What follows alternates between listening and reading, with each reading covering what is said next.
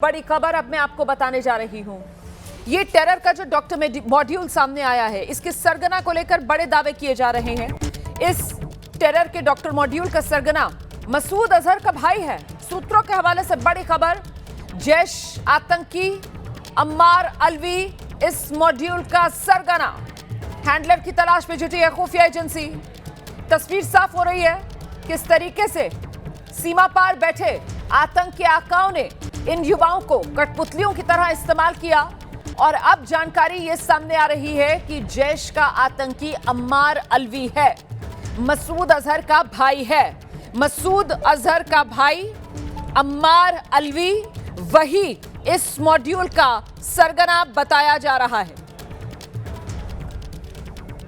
सीधे आपको लेकर चलेंगे, हमारे साथ हमारे सहयोगी शिवांक इस वक्त मौजूद हैं और जरा शिवांक से जानते हैं। शिवांक, पहले से ही कहा जा रहा था कि सरहद पार आतंक के आकाओं का ये नापाक खेल है और अब इसकी पुष्टि हो रही है। जैश का आतंकी अम्मार अलवी वो इस मॉड्यूल का सरगना बताया जा रहा है। क्या शिवांक, क्या डिटेल्स मिल रही हैं?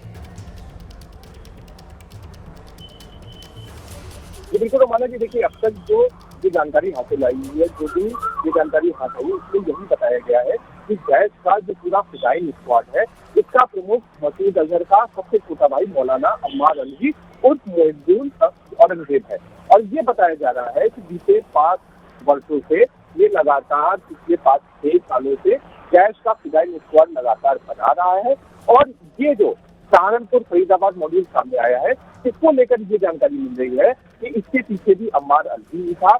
और ये जो इस पूरे मॉड्यूल के सदस्य थे, उनके साथ जैसे मोहम्मद के जो अन्य हैंडलर्स हैं, क्योंकि अम्मार अलवी के भी काम करते थे, वो उनके साथ बातचीत करते थे और वही उन्हें टास्क देते थे और वही उन्हें टास्क देते थे कि किस तरह से उन्हें विस्फोटक इकट्ठा करना है और क्या चीजें और किस तरह से उन्हें टारगेट कंसोलिडेट करना है। लेकिन इस पूरे मॉड्यूल में जो पूरी ब्रॉडर पिक्चर सामने आई है, वो ब्रॉडर पिक्चर यही सामने आई है कि अम्मार अलवी ही इस तरह का जो पूरा मॉड्यूल है उसे बना रहा था। और जानकारी ये बताई गई है कि इस तरह का जो पूरा कश्मीरियों का ये पूरा फिदाइन दस्ता बनाने के पीछे का सबसे बड़ा कारण ये था ताकि पाकिस्तान की डिनाइबिलिटी रहे।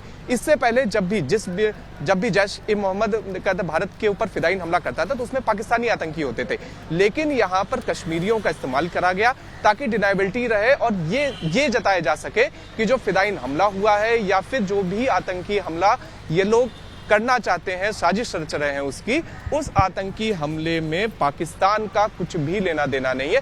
तो ये एक पूरी मोडस ऑपरेंडी तैयार की जा रही थी और इसे कश्मीर की आजादी के लिए जंग की तरह दिखाने के लिए इस तरह का ये पूरा फिदाइन दस्ता तैयार किया गया था।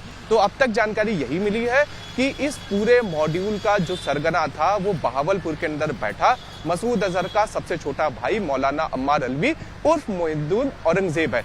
और ये भी जानकारी मिली है कि साल 2019 में जो पुलवामा में आतंकी हमला हुआ था, वो भी कुछ इसी तरह का ही फिदाइन हमला था।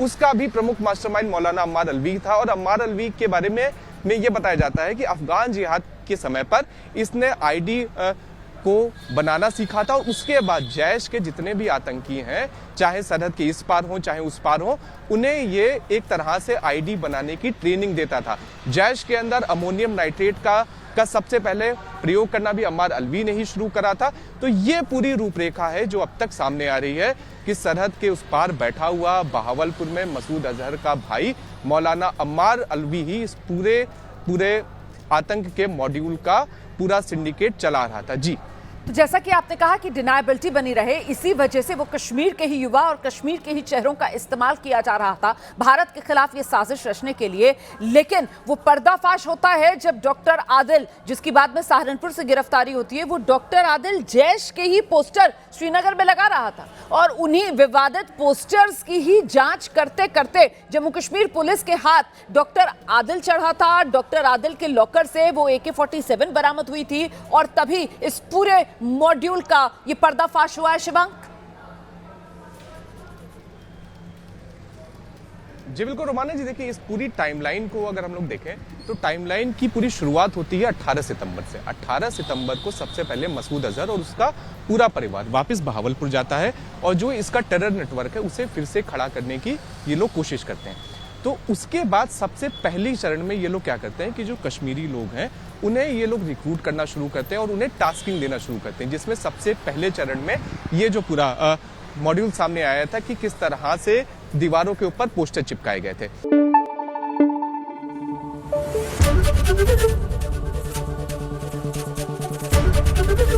एबीपी न्यूज आपको रखे आगे।